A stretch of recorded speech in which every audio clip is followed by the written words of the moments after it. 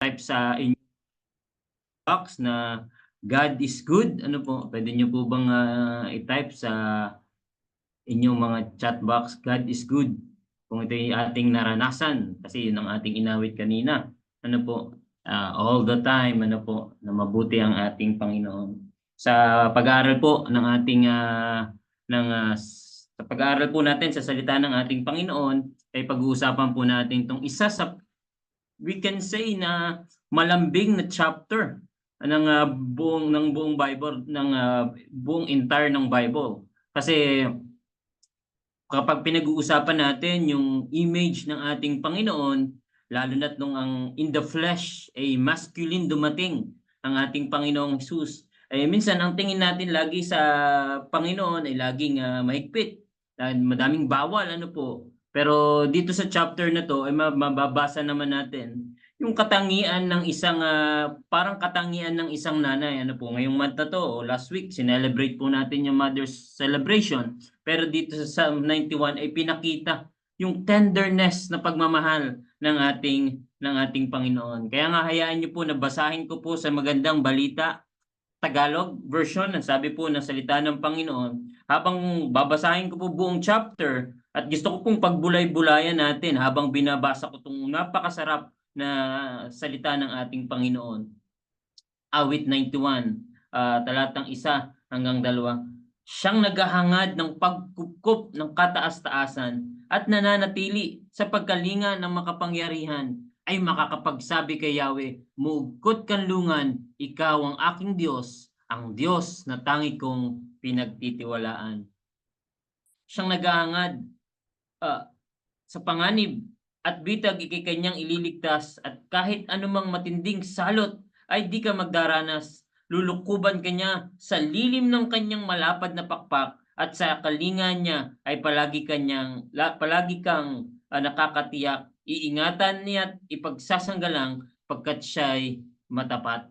Pagsapit ng gabi ay di ka matatakot sa anumang bagay, maging sa gagawing biglaang paglusob ng mga kaaway, ni isa ano pa mang darating na salot pagkagat ng dilim, sa pagpuksay wala kang takot, sa araw man ay dumating. Kahit na mabuwal sa iyong harapan ang 1,000 tao, sa iyong paligid ang bilang ng patay maging 10,000, di ka matatakot at natitiyak mong di ka maano. Ika'y magmamasid at sa panonood mapapatunayang iyong makikita taong masasamay pinarurusahan. Sapagkat si Yahweh ang inyong ginawang tagapagsanggalang at ang pinili mong mag-iingat sa iyong kataas-taasan, hindi mo aabuting ikay mapahamak, di mararanasan kahit anong uring mga paghihirap sa iyong tahanan. Sa kanyang mga anghel ikay itatagubilin, sa amang dako mapaparoon, tiyak kang iingatan, sa kanilang mga kamay ikay aalayan, nang sa mga bato paamoy hindi masasaktan.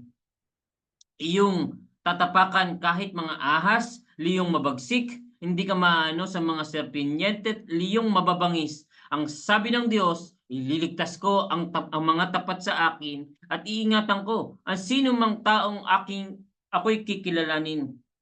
15 and 16 po. Kapag sila'y tumawag, laging handa ako na sila'y pakinggan.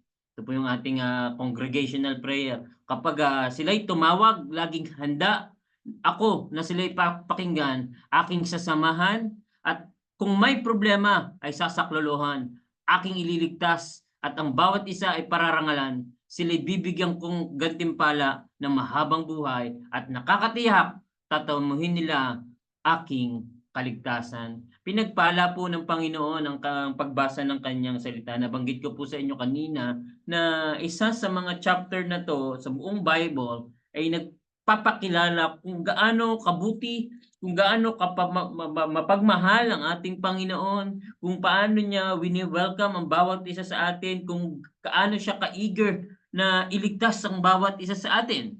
At alam naman natin ang doktrina nating lahat, ano po, na tayo ay hindi karapat-dapat sa ating mga limitasyon, sa ating mga pagkukulang, sa ating mga kawalan, ay lagi pong naandyan ang ating Panginoon para tayo ay paalalahanan. Naandyan ang salita ng ating Panginoon upang muling ipaalala sa atin kung sino ba yung Diyos na ating pinaglilingkuran. Kaya nga magandang tanong po ngayong umagang ito, ano po?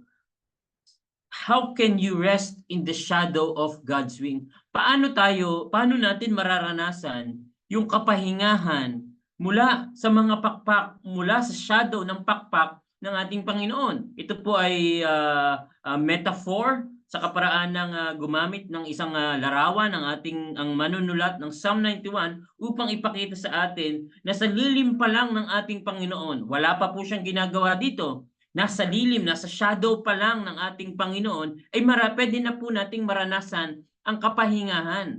Ang mundo po ay maingay, may iba't ibang kaguluhan sa ating paligid, may iba't ibang problema, pwede tayong out of focus ng maraming bagay. Pero ang Biblia po ay nagbibigay sa atin ng paalala na sa lilim ng ating Panginoon, kahit magulo po ang mundo, kahit may iba't ibang problema, ay pwede po nating maranasan ang kapahingahan na nagmumula sa ating Panginoon. Sa atin pong binasa kanina, mabilis lamang po, makikita natin yung tatlong bagay ng realidad na pwede nating maranasan ang kapahingahan ng ating Panginoon. Una, makikita po natin yung promise ng ating Panginoon that God will take care of you.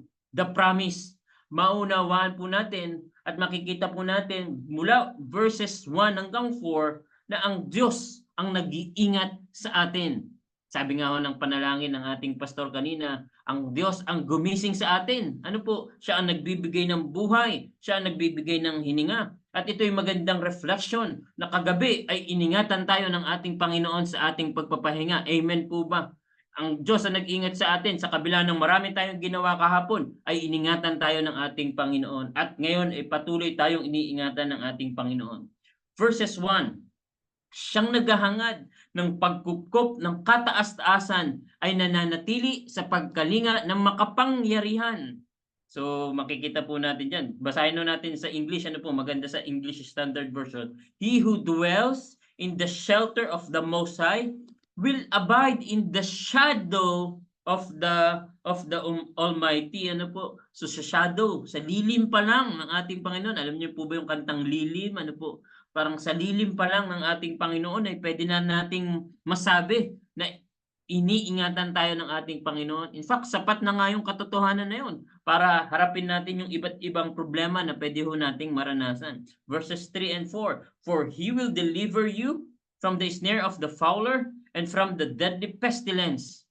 He will cover you with His pinions, and under His wings you will find refuge. Ano po? Isang napakagandang ilustrasyon na kung saan ay isang magandang larawan na kung saan ay sa lilim ng ating Panginoon ay mahanap na natin yung kapahingahan. Sa lilim ng ating Panginoon ay mahanap na natin yung kasiyahan at kasapatan na para pong sinasabi ng Psalm 91, wala sa mundong ito ang kasapatan, wala sa mundong ito ang fulfillment. Yes, pwede nating maranasan yung saya, pero temporary lang yun. At sinasabi ng Biblia sa ating Panginoong Hesus, pwede nating maranasan yan. And under His wings, you will find refuge. Ano po? So, ginamit ng manunulat ang larawan ng the illustration of mother birds. Ano po? Na nagbibigay po ito ng tatlong idea. Una, pag-iingat. Kung tayo po ay mahilig sa mga manok, ano po, sa mga alagang manok, ay kaya ho nating i-picture out yung tinutukoy ng Psalm 91 na yung mga mother hen o yung mga mother bird, yung kanyang pakpak ang ginagamit upang ingatan ang kanyang mga anak, di po ba? Na kapag may umulan, kung meron mang unang mababasa, sila yon. Kung mas magkakaroon ng sunog, sila yung unang masusunog.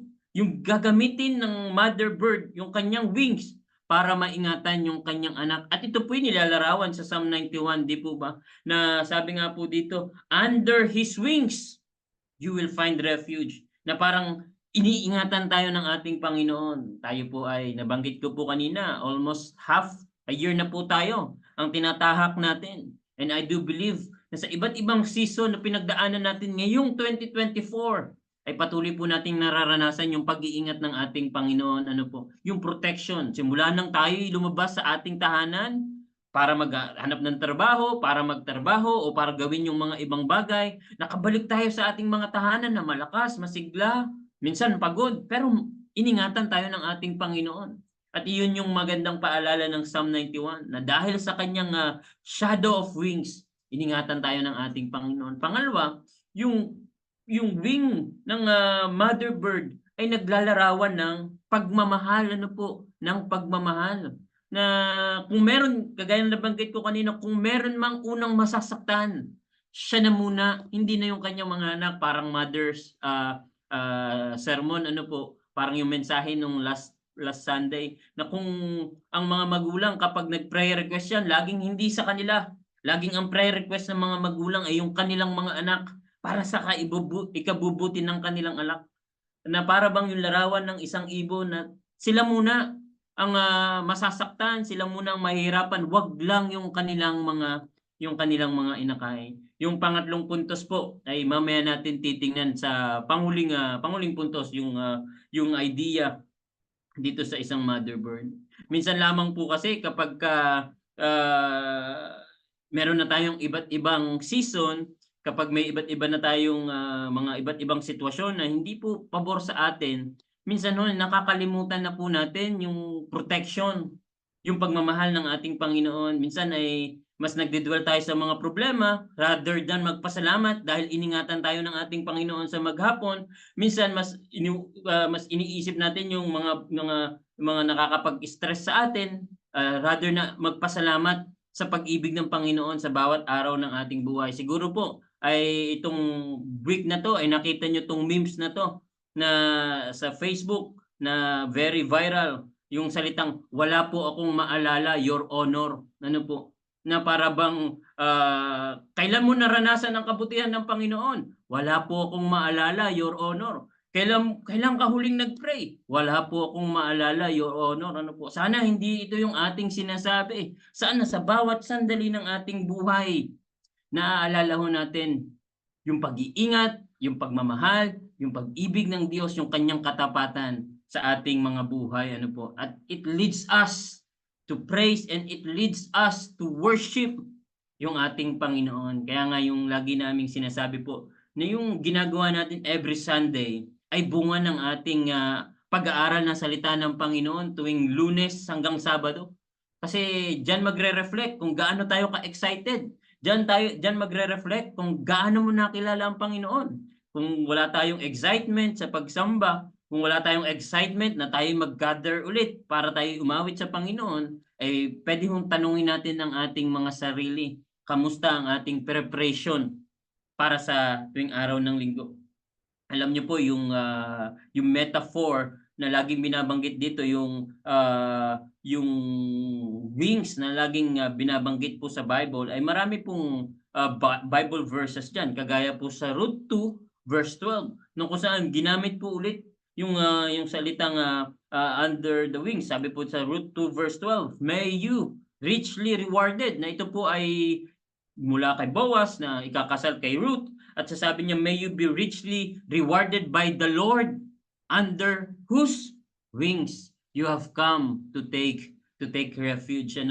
Na sa Bible pala, every time na binabanggit itong wings o under the shadow of His wings, parang talagang patungkol sa pag-iingat, patungkol sa pagmamahal.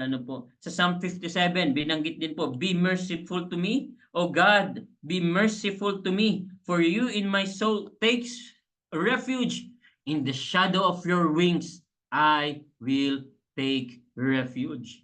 Na para bang pinapaulit-ulit ng Bible na sa lilim ng ating Panginoon ay meron pong pangako, na sa lilim ng ating Panginoon ay meron pong kapahingahan, sa lilim ng ating Panginoon ay mararanasan natin yung kanyang pag-ibig. Psalm 61 verse 14, let me dwell in your tent forever, and let me take refuge under the shelter of your wings. Sarap na panalangin, minsan ang panalangin natin ay puro paghingi ng maraming bagay. Pero sa Psalm 61 at sa maraming verses po, ay ang sarap na maging panalangin ito. Lord, pwede bang itong week na to, ingatan nyo kami sa shelter ng inyong pakpak, ng inyong lilim, Panginoon. Kaya nga, yung ating tinitingnan sa Psalm 91, ang makikita natin, yung kanyang pangako that God will take care of us. God will take care of you. And God will take care of me. Na tayo'y iniingatan ng ating Panginoon. Pwede po bang palakpakan natin muli ang ating Panginoon? Dahil ito'y naranasan natin sa loob ng isang linggo. Ito'y naranasan natin sa loob ng maraming araw. That God is taking care of us sa iba't ibang sa kabila ng iba't ibang ating pinagdadaanan. Pangalawa, yes, iniingatan tayo ng ating Panginoon. Yes, pinapatnubayan tayo ng ating Panginoon. Pero dito po sa Psalm 91 ay nagbigay din po ng realidad ng buhay. Na sa mundong gagalawan natin, meron tayong problema. The problem, ano po, una, yung promise, makikita natin yung the promise. Pero yung Psalm 91, verses 5 to 13, ay makikita po na makakaranas tayo ng problema. Ano po? We will experience trouble. Tingnan po natin ang salita ng ating Panginoon. Pagsapit ng gabi, di ka matatakot sa anumang bagay. Ano po? So, ibig sabihin, pinapalakas ng salita ng Panginoon ang ating damdamin, pero ito po yung mga pwedeng mangyari sa ating mga paligid. Di ka matatakot sa anumang bagay, maging sa gagawing bigla ang paglusob ng mga kaaway. Ano po, parang nagpapahinga tong mga tao, biglang lulusob ang kaaway. Parang yung mga problema sa buhay po, parang nagpapahinga ka, tapos bigla ka may maiisip na problema, may magchat-chat sa'yo ng problema, may magchat-chat sa'yo ng iba't ibang sitwasyon, di po ba? Sa ano pa mang darating na salot, pagkagat ng dilim, sa pagpuksay wala kang takot, sa araw man dumating. Kahit na mabuwal sa iyong harapan ang 1,000 tao, sa iyong paligid ang bilang ng patay ay maging 10,000, di ka matatakot at natitiyak mong di ka ikay magmamasid at sa panonood mapapatunayan iyong makikita yung taong masasamay pinarurusahan. Sabi dito sapagkat, ang ganda po ng verse na binanggit dito, sapagkat si Yahweh ang iyong ginawang tagapagsanggalang. Alam niyo po, ito ay very covenantal statement na dahil nagtiwala ka sa Panginoon, dahil nanampalataya ka sa Panginoon, dahil siya yung ginawa mong tagapagligtas at kinilala mo siyang Panginoon ng iyong buhay, sabi niya dito, at ang pinili mo yung mag-iingat sa iyong kataas-taasan. Sabi po dito, di mo aabuting ikay mapahamak, di mararanasan kahit anong uring mga paghihirap sa iyong tahanan. Sa kanyang mga anghel, ikay itatagubinin, saan mang dako mapaparoon tiyak ang iingatan. Sa kanilang mga kamay, ikay aalayan, na sa mga bato, paamoy hindi masasaktan. And 13 to 14, iyong tatapakan, kahit na mga ahas o liyong mabagsik, di ka maano sa mga serperyente at liyong mababangis. Ang sabi ng Diyos, ililigtas ko ang sinumang taong ako'y kikilanlin. po. So, very powerful words mula po sa Psalm 91, mula sa salita ng ating Panginoon. Pero gusto ko pong ibigay sa inyo yung idea. Minsan kasi meron tayong mindset bilang tao na minsan kapag yung tao ay nagpa-prosper, parang ang tingin natin dun sa isang tao ay dahil mabuti siyang tao, dahil siya ay mabait, kaya siya ay nagpa-prosper. Minsan meron naman po talagang ganung senaryo, pinagpapala ng Panginoon. Pero hindi po most of the time, hindi mo pwedeng sabihin doon sa isang tao, lalo na kung may pinagdadaanan, lalo na kung may problema na pinapalo ka ng Panginoon. Kasi ang idea daw po, world's idea ay ganito po, if you trust God, nothing really bad will happen to you. Na para bang sinasabi ng mundong ito, kapag nagtiwala ka sa Panginoon ay hindi ka na makakaranas ng problema. Yung if you trust God, your life will go smoothly. Lahat ay masaya, lahat ay maganda, lahat ay pabor sa'yo. Parang yun po yung idea ng mundong ito. At kapag pangit ang nangyayari sa'yo, halimbawa wala kang trabaho, halimbawa meron kang karamdaman, halimbawa ay meron kang iba't ibang pagsubok, if bad things are happening in your life, then you are not trusting God. Minsan yun yung idea natin, na kapag pangit yung nangyayari doon sa isang tao, baka yan ay hindi kasi nagsisimba, o baka kasi yan ay hindi nananalangin. Minsan may ganong pagkakataon, don't get me wrong, may ganong sitwasyon, pero hindi po laging ganon.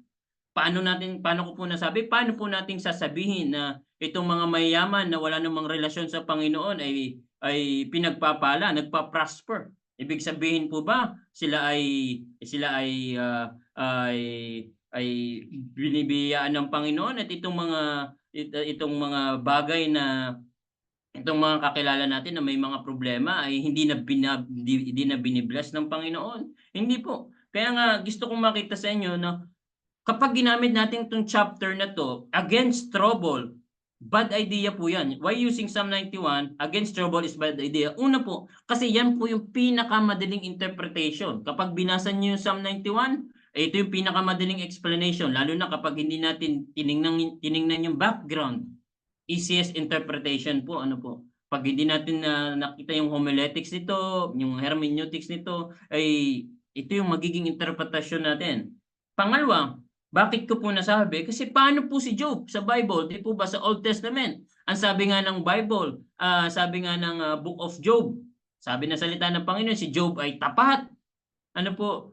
Pero nawala sa kanya yung kanyang pamilya, yung kanyang mga anak, yung kanyang asawa, sinusumpa siya. Nawala yung kanyang trabaho, nawala yung kanyang kalusugan. Pwede po ba nating sabihin na iniwanan siya ng Diyos? Hindi po, di po ba?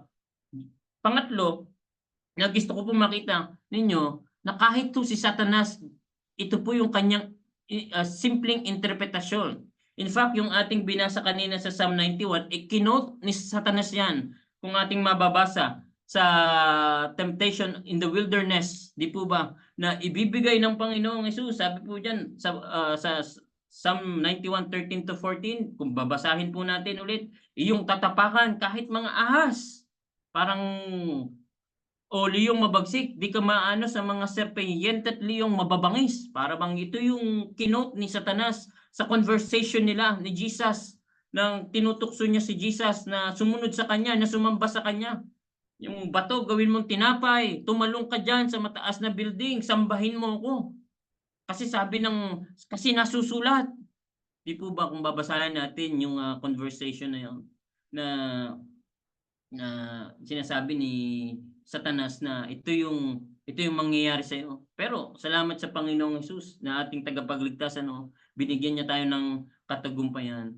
Ngayon, hayaan niyo pong i-explain ko po sa inyo yung ilang purpose po ng problema na ating pinagdadaanan po sa buhay po ni Joseph. Alam natin po lahat itong buhay ni Joseph, si Joseph na meron siyang mga kapatid na kung saan ay hindi siya gusto, kinaiinggitan siya. Si Joseph na kung saan ay wala namang ginagawang kasalanan sa kanyang mga kapatid, pero dahil naiinggit yung mga kapatid, and alam na natin yung story, siya pinagbili. Yung isa nga, pinagplanuhan pa siyang patayin, pero ang sabi nung isa niyang kapatid, hindi, pagbili na lang natin. So ito si Joseph ay pinagbili. At to make the story short, pumunta siya sa isang lugar na kung saan ay naging slave siya, at tapos ay alam natin ang kwento, di po ba? Siya ay naging kanang kamay, nagkaroon ng problema, nakulong, iba't ibang sitwasyon nang nangyari sa kanyang buhay. May masaya, may malungkot, may maganda, may pangit.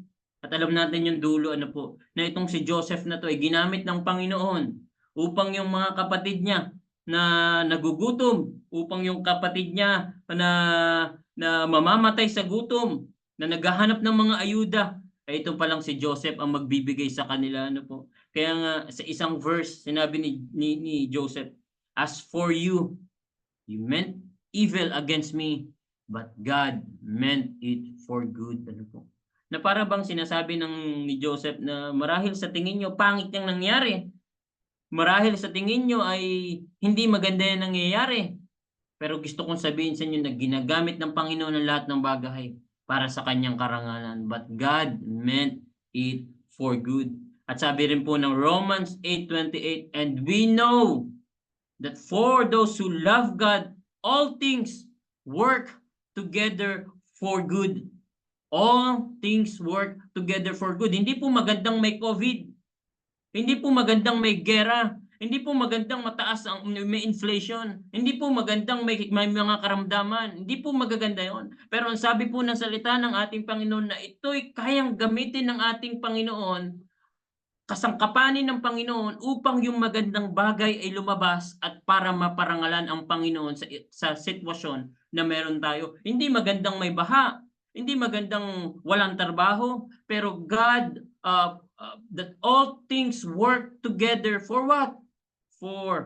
For good, ano po, para sa ikabubuti po ng bawat isa sa atin. Meron po ba tayong pinagdadaanan ngayon? Meron po ba tayong pagsubok? Meron po ba tayong isipin? Meron po ba tayong alalahanin? Meron po ba tayong iba't ibang mga kabigatan? Mga kapatid ko sa Panginoon, nawa itong salita ng ating Panginoon that all things work, na kayang gamitin ng Panginoon yung mga pangit na bagay upang mapalabas yung magandang bagay at magbigay ng karangalan sa ating Panginoon. Alam niyo po, kung meron mang pinaka dapat tayong iniingatan sa mundong ito, ito po yung ating mga kaluluwa, di po ba? Yung pangalan ng ating Panginoong Jesus, sabi po ng Luke 12 verse 16 to 19, you will be delivered up even by parents and brothers and relatives and friends, and some of you they will put to death.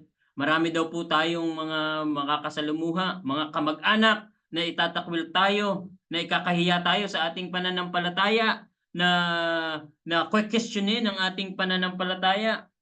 Pero sabi po ng verse 19, tawid na po tayo ng verse 19, but your endurance, you will gain your lives.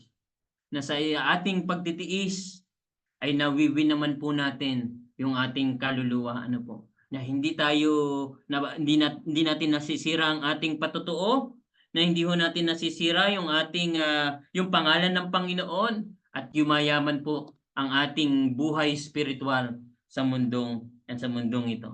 Kaya nga mga kapatid, anything beyond your soul, your possessions, your career, your dreams, everything on earth can perish, but God will work all things for your good and for the sake of your soul. Nagagamitin ng Panginoon ang maraming bagay. Ito man ay pangit, ito man ay hindi pabor sa atin. Gagamitin niya ng Panginoon para maranasan natin at masabi natin that God worked all things beautiful.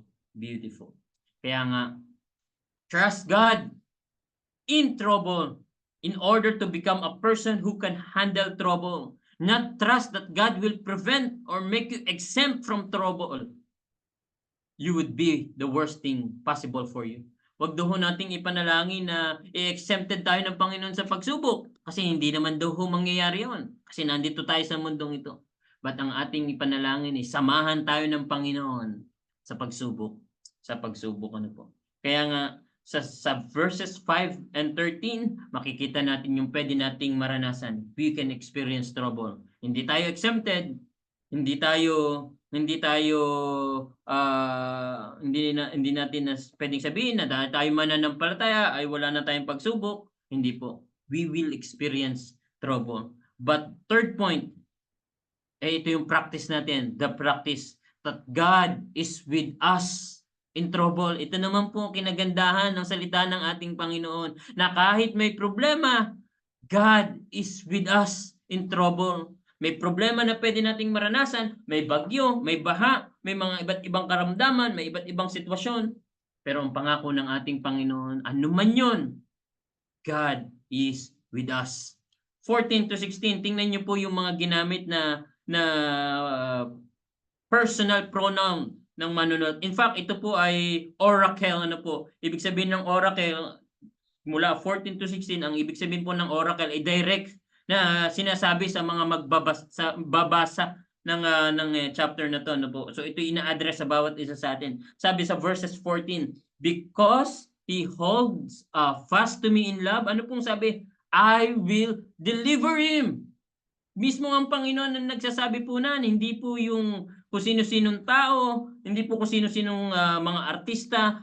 Ang nagsasabi po nun ay yung Diyos na lumalang ng langit at lupa, ang Diyos na nagmamay-ari ng mundong ito, ang Diyos na may pangako sa atin na hindi tayo papabayaan. Sabi, I will deliver him. I will protect him. Sabi po dito sa verse 16, verse 15, when he calls to me, I will answer him. I will be with him in trouble. I will rescue him and honor him. And with long life, I will satisfy him and show him my salvation. Napakayamang salita, di po ba? Na anuman ang maging sitwasyon natin, mga kabigatan, mga pinagdadaanan, na andyan ang ating Panginoon. Pinapakilala niya ang kanyang sarili sa atin. Pinapakilala niya ang kanyang mayamang katangian sa ating mga buhay. Ano po? At gusto ko pong magbigay pansin dito sa verse 15. When he calls to me, I will answer him. At ano pong sabi ng verse 15? I will be with him in trouble. In trouble. Sasamahan ko kayo. Hindi ko kayo iiwanan. Hindi ko kayo pababayaan. I will be with you. I will be with you. Alam niyo po mga kapatid, kung meron man po tayong pinagdadaanan ngayon, isang kalakasan mula sa salita ng ating Panginoon, that God is with us. God is with us. For sure, meron po tayong iba't ibang pain sa mga puso natin. May iba't iba tayong mga question. At may mga bagay na hindi pabor, marami tayong tanong, marami tayong mga marami sa kabila ng mga limitasyon natin, marami tayong gusto na nating sumuko, ayaw na nating gumising, gusto na nating give up, maraming beses na po siguro nating nasabihan, pero naman itong salita ng ating Panginoon ay magpaalala sa atin na God is with us. Paglabas natin sa mga pintuan ng ating tahanan, God is with us. Sa ating mga trabaho, God is with us. Sa mga ginagawa natin, God is with us. At ako'y naniniwala na sa kanyang iglesia, God is with us. God is with us. At alam niyo po, tawid tayo ng maraming chapter from Old Testament to New Testament. Alam po natin yung istorya. God did not only promise to be with us in trouble, He became the answer to our trouble. Hindi niya lang pinangako na tayo isasamahan niya, kundi pinangako din niya na siya yung tugon sa bawat problema na pwede nating maranasan. In fact, kung babalikan natin yung kwento ng cross, ng sakripisyo ng ating Panginoong Hesus, di po ba? Na yung pinakamalaking problema ng mundong ito na tinatawag na kamatayan ay pinagtagumpayan na po ng ating Panginoong Hesus. Kaya yung pag-exit natin sa mundong ito ay isang transition na lamang ng ating buhay patungo sa buhay na walang hanggan na pinangako ng ating Panginoon. God did not only promise to be with us in trouble, but He became the answer to our trouble. Kaya po, mga kapatid ko sa Panginoon, wala pong ibang masarap na pagkatiwalaan sa mundong ito kundi ang ating Panginoong Hesus. Yes, kailangan nun natin ng pera, kagaya nga ng panalangin ng ating mahal na pastor. Kailangan natin ng pera, kailangan natin ng trabaho, pero temporary lamang po yun. Yun ay nakakapag-help lang sa atin para makasurvive tayo. Pero ang pinaka-needs natin sa bawat araw ay wala pong iba kundi ang ating Panginoong Hesus. At ang pinaka makakapag-satisfied sa atin sa mundong ito ay walang iba kundi ang ating Panginoong Hesus. Kung di po ba, kung sasabihin natin, satisfied tayo sa ating mga trabaho, sa ating mga kinikita, pero minsan, ito po yung nagkukos ng stress natin, di po ba? Minsan, uwi tayo sa ating mga bahay, stress, pagod, burnout, di po ba? At ito yung naglalarawan lang na hindi yun ang satisfaction natin sa mundong ito. At ang satisfaction talaga natin ay ang ating Panginoong Hesus. Ang ating Panginoong Hesus. Balik tayo sa verses 1 ng ating pinag-aaralan. He who dwells in the shelter of the Most High will abide in the shadow of the Almighty. So, sabi ko po kanina, yung ilustrasyon ng mother bird ay naglalarawan ng tatlong bagay. Ito ay pag-iingat, pagmamahal, at yung pangatlo po ito ay naglalarawan ng dakilang sakripisyo. Ng sacrifice. At tingin ko po, lahat naman tayo mag-a-agree dito na walang sakripisyo na hihigit pa sa ginawa ng ating tagapagligtas. Na tayo po ay hindi karapat-dapat, na tayo pong lahat ay makasalanan, na lahat po tayo ay matigas ang ulo, lahat po tayo ay papuntang impyerno dapat. Pero dahil mahal tayo ng ating Panginoong Hesus, nagsakripisyo siya. para sa bawat isa sa atin.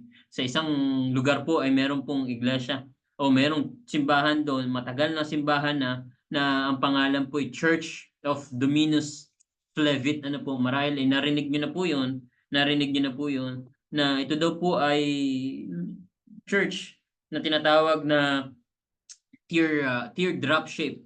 Ano po, yung pagkaka-construct diyan ay teardrop shape, na ang ibig sabihin po ng Flevit ay the Lord wept. Ano po, umiyak ang ating Panginoong Hesus. At in the middle po ng building na to ay may malaking ibon, ano po, na naglalarawan daw po ng parang umiiyak na ibon. Ano po, kasi may isang verse silang ginagamit, may isang scenario daw sa Bible na sinabi ni Jesus, ni Jesus sa Luke 13, sabi, Jerusalem, Jerusalem, the city that kills the prophets and stones those who have been sent to her.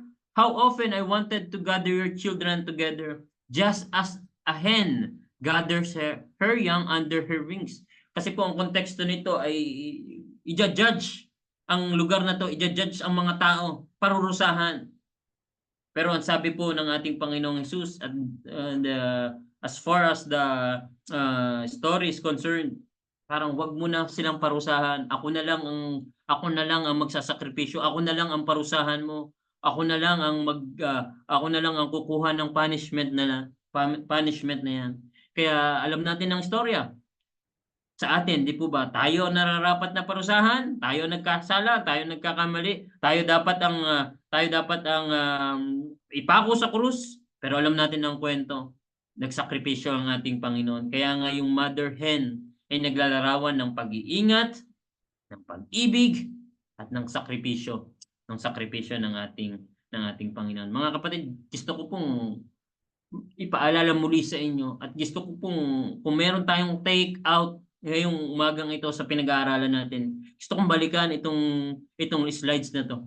That God did not only promise to be with us in trouble, He became the answer to our trouble. Siya ang sagot sa ating mga problema. Siya ang sagot sa ating mga agam-agam. Si Jesus ang ating satisfaction. Si Jesus ang ating kalakasan, ang ating kasiyahan. Mga kapatid ko sa Panginoon, in fact, ang sabi niya, di po ba pinag-uusapan natin rest in the shadow? Rest. Mismo ang ating Panginoong Hesus ay nag-aalok sa atin ng kapahingahan. Come to me, all who are weary and burdened. Ano po ang sabi niya? And I will give you rest. Take my yoke upon you and learn from me, for I am gentle and humble in heart. At ano po sabi ng Panginoong Hesus? And you will find rest for your soul. For your soul. Mga kapatid ko sa Panginoon, hindi ko po alam ang ating sitwasyon, hindi ko alam ang inyong pinagdadaanan. Ako man ay meron pong mga isipin, pero nung nagre-reflect ako sa salita ng ating Panginoon, pwede ko palang ibigay sa Panginoon yung aking mga dalahin. Dahil ang sabi niya, for I am gentle and humble, at mararanasan natin yung kapahingahan mula sa ating Panginoon. May isang kwento, dito na po ako magtatapos mga kapatid. May isang kwento. May mag-ama na kung saan ay kailangan nilang ilipat yung bato dahil yung batong yun ay magtatayo sila ng bahay, ng kanilang property. Kaya lang yung lugar na yun ay may malaking bato. So ang ginawa ng bata ay tinulak niya ng tinulak yung bato. Sabi niya, Daddy, ako na magtutulak ng bato, ako na magtutulak. Tinignan lang siya ng kanyang tatay. Tinulak hanggang sumuko na po yung bata. Sabi po ng bata, Daddy, hindi ko po pala kaya. Sabi ng kanyang daddy, alam ko nga anak, inaantay ko lang na sabihin mo sa akin. Inaantay ko lang na lumapit ka sa akin. Inaantay ko lang na aminin mo na hindi mo kaya. Mga kapatid, isang larawan na minsan sitwasyon ng ating buhay. Minsan yung problema, kaya tayo ay napapagod dahil sinasarili natin. Minsan ang problema ay ayaw nating ibigay sa Panginoon. Parang last option na lang ang ating Panginoon. Ang sabi po ng salita ng ating Panginoon, come, lumapit kayo sa akin. Lahat ng kabigatan, lahat ng pagsubok, lahat ng ating mga isipin, at sa kanyang presensya, mararanasan natin ang kapahingahan. Kapahingahan satisfaction. Because in God's will, mararanasan natin yung kanyang pag-iingat, yung kanyang pag-ibig, maging yung kanyang sacrifice. Siguro ang magandang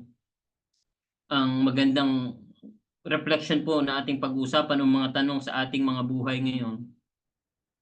In which aspect do you often get tired? Sa ating pag-uusap po mamaya, saang aspeto ng ating buhay tayo madalas na napapagod? Ito ba physical, emotional, mental, financial, o spiritual? Saan aspeto po tayo madalas na napapagod? Ano po?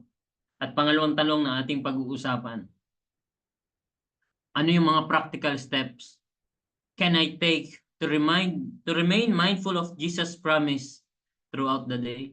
Paano natin mapapractice naman na manatili yung ating pag-iisip sa mga pangako ng ating Panginoon. Siguro habang tayo po ay nagre-reflect, hayaan niyo po na i-share ko sa inyo tong isang kanta at magkaroon tayo ng reflection mula po sa ating narinig na salita ng ating Panginoon.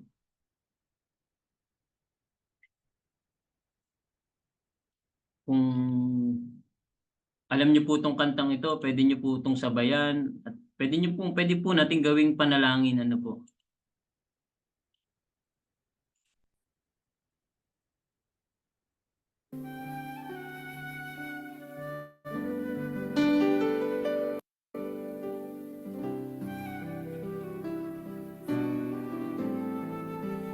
Here I am waiting, abide in me, I pray.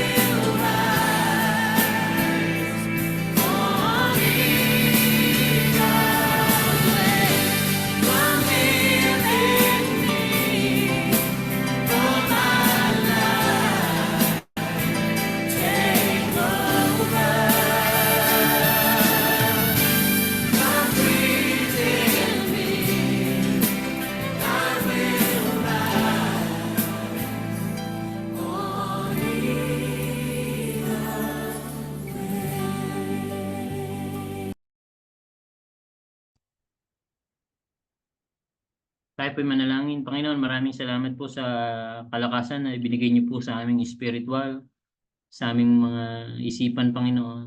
At alam niyo po na sa kabila ho ng aming paglilingkod dito sa mundong ibabaw, Panginoon, ay pwede ho naming maranasan ang iba't ibang kapaguran, Panginoon. Pero salamat po dahil pinauna niyo na po sa inyong salita, Panginoon, na pwede namin itong ilapit sa inyo, na pwede naming maranasan ang kapahingahan, Panginoon. Wala po sa mundong ito, kundi ito po ay sa inyo, Panginoon. Lord, kung meron man po kaming